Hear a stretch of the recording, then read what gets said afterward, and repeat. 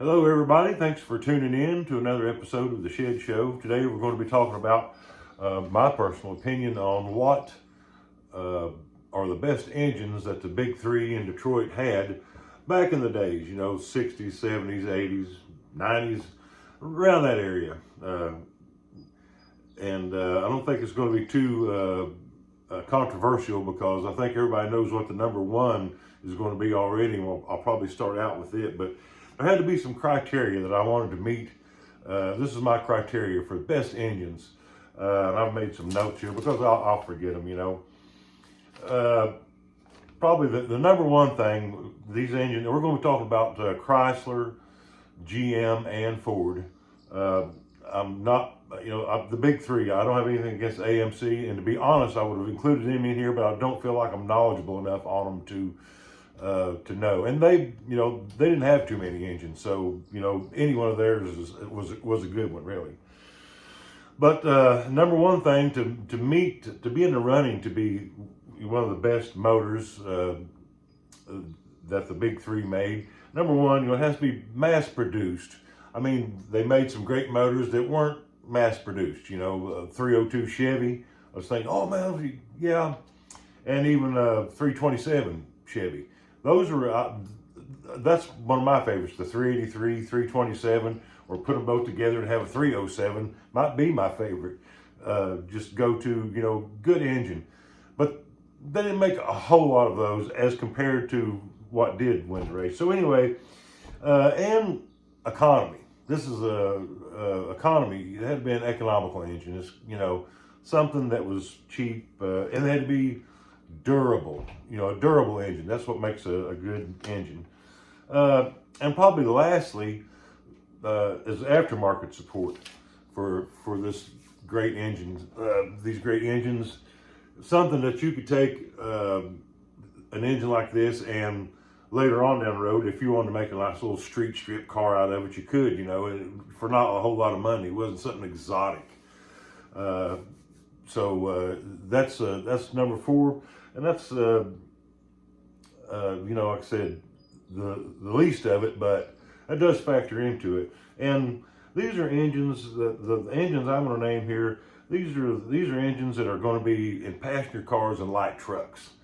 That are good for both. You find them in your dad's pickup truck, your little half-ton or maybe three-quarter-ton pickup truck, or they could be in your mom's intermediate car. Might be in your mom's little Nova or Barracuda or little Ford Falcon or something.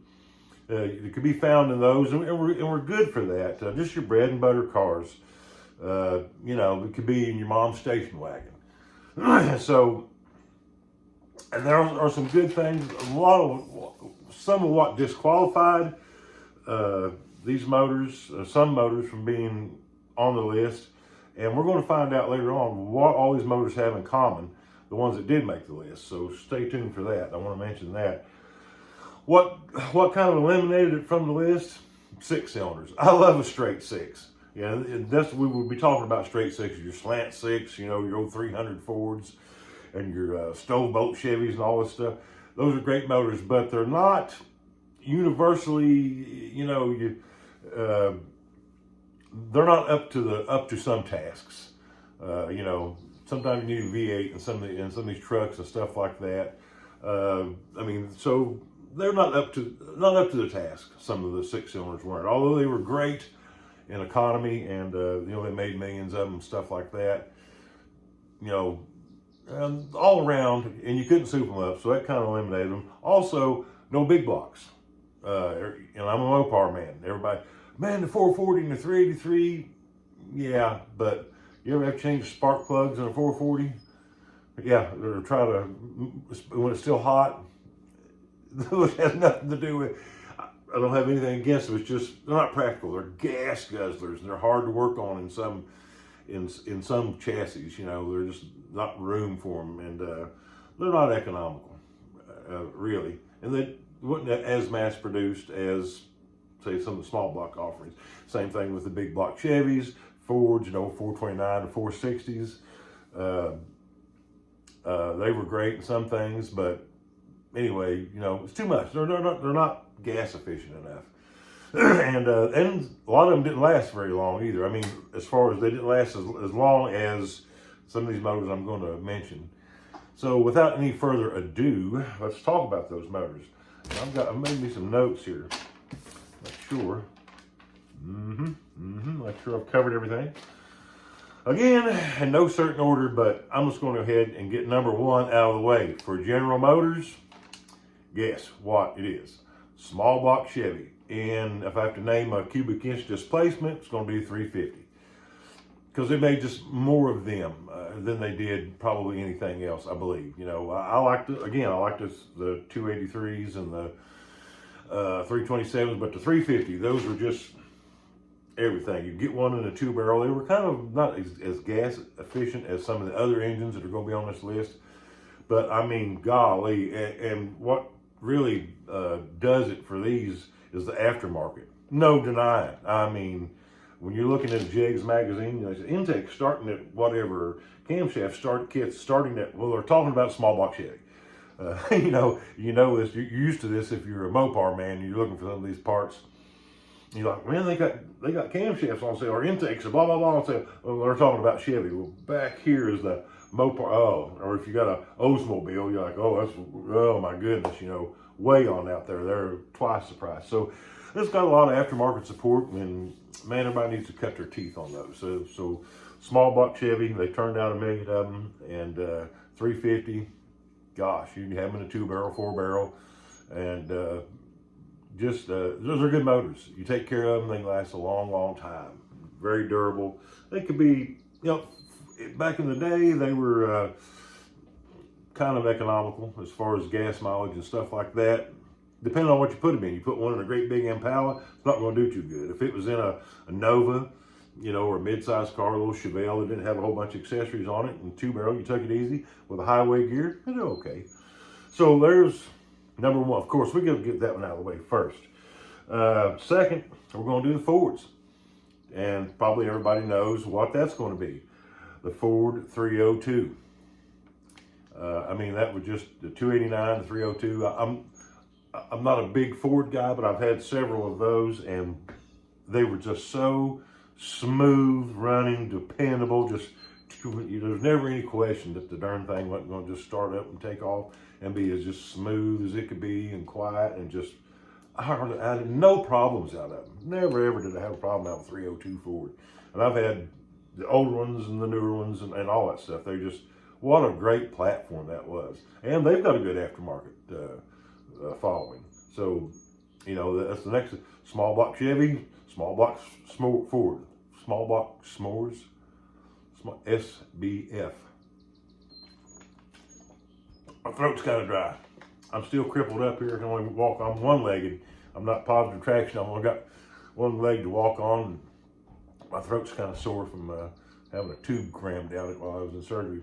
I don't know what else they did to me, but anyway, that's that. And then last, but not least, my favorite, we'll keep the best for last, or at least the best in my mind, is Mopar, Chrysler's offerings, the 318 LA engine. Man, it's just awesome. I love those. You pair that up with a 727 transmission and an 8 3/4 rear end on an A body or a truck, you know, a small short wheelbase truck. Those are just awesome. I mean, they got plenty of power, or you can put them in a B body. I've got a B body out here in the garage now, you know, 4-door B body, and it does. I mean, it's plenty powerful enough. It's smooth and quiet and just ease of operation. It's just awesome. And they made a bazillion of them. Put them in boats, anything else, you know. Again, it's something you're going to find in your mom's station wagon, your mom's little Dodge Dart, which usually mom's Dodge Dart would have a, you know, 72 Dodge Dart would have a slant 6 or something if your mom's driving it around. But, you know, if she wanted air conditioning and stuff like that, it'd probably be best to have a 318, and it wouldn't be too bad on gas. But, man, they're awesome. Even in a C body, even in a bigger car, they do fine. They're great. So that's those. And talking about, I mentioned the 727 transmission, 8 3/4 rear end. Probably GM will go with just stick with automatics. 350 turbo, and a 12 bolt. I mean, you can't tear up, you know, with just a mild, even a mildly built 350 small block Chevy. You're not going to tear up a 12 bolt with it. You know, you're going to start tearing it up if you start really modifying it. But it's just bulletproof. It's indestructible.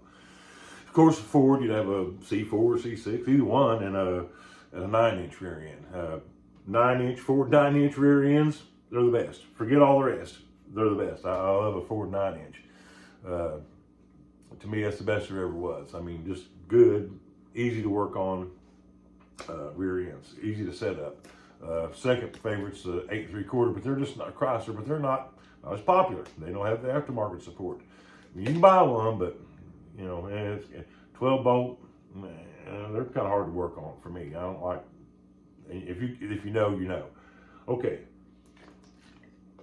What do all these motors, these engines have in common? I don't want to get people's motors are electric. Engines are internally combustion. I know. We're just talking here, man. Don't get all upset. What they all have in common? They all started loosely now, around 1960. You know, the small block Chevys first, and then 61, 64, somewhere around in there for the Mopars and the Fords. They all started about 1960. And they made their way through the 60s. They were, you know, and they kept adding more cubic inches. The basic designs of them, maybe not the 350 or the 318 or the 302, but the basic design of that, of the LA engine and the Chevy small block was there. And, you know, eventually they evolved into what you know, the 318s, the 350s, and the 302s. But they went through the 60s, and they went through to get more and more power, and more carburetors and all kind of modifications they made to them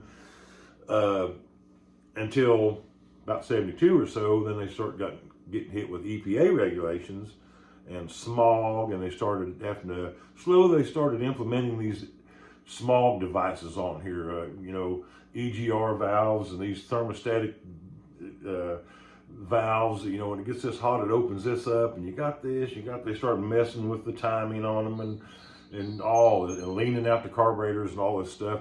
So they kind of went through that, you know. So they went to a part, or they went from a place where 1970 or 71, these were great engines, a lot of horsepower, to they started dropping in horsepower, dropping in compression, because they were doing away with leaded regular gas, and they thought they weren't going to be able to get the octane up there with unleaded gas. So they started dropping, you know, compression ratios on them. So they suffered. So in the malaise era, all three of these engines, 318, the 350, the 302, they started suffering. You know, getting bogged down with all these EPAs and have to breathe them through a catalytic converter. I guess they had maybe breathe through a torque converter too. I mean, was there any changes in the torque converter other than I think Chrysler put some high stall torque converters to try to to compensate for the lack of power, and maybe they all did have some factory high stall converters. But yeah, they all had to go through that, and you know, the malaise eras. You know, by 77, 78, I've had some you know, some of the bigger cubic inch. Out of the three, which is 350, I had like a 77, 78 350 that had a 2-barrel on it, and it was terrible. It was a dog. I think it was in an El Camino. It was a terrible dog. Oh, it was awful. It just, you know, it probably wore out by the time I got it. It just had such, you know, low compression, and my goodness, it was terrible as compared to some of the 350s or 327 or something that I had, you know, from back in the day. You're like, man, this thing ought to run better than this. This is all the power we can get out of 350 cubic inches. 318s the same way. You know, Chrysler really just killed them with the lean burn systems and all that stuff. That was a terrible thing. Ford, I think they didn't do as bad. They just they didn't do a bunch of dumb stuff to them other than what they had to. But it was just the compression, you know, and the heads, Ford heads kind of suffered, didn't perform well with this unleaded gas. You know, weren't designed for that. You know, just the combustion chambers and stuff like that. They'd spark knock and everything else, you know, with low octane gas. So there's some things they have in common, and also continuing in the vein of things they had in common, they came out of that. Towards the late 80s, early 90s, they all transitioned into fuel injected motors using the same short blocks, you know, and basically the same heads. You know, they all went to throttle body, toilet bowl injection, you know, at first. And then they started to come out of that a little bit. They was like, yeah, they started running a little bit better after that. You know, some of these emission stuff was a little bit easier to implement on a car that had fuel injection, other than something that had a carburetor that was just, you know, just vomiting fuel down in there as best it could. And then, you know, they transitioned as the 90s went on, you know, and they got phased out. But before they did, you know, they had, some of them had, you know, port injection and, you know, better computers, and it was, you know, a little bit smarter, better computers. Not that I'm a big computer guy, but those engines run better on those. They're a little bit more efficient, you know. And so they kind of redeemed themselves there towards the last. So that's what they had in common. You know, they started out being great, and then they was, you know, they not so good. And then they redeemed themselves towards the last before being phased out.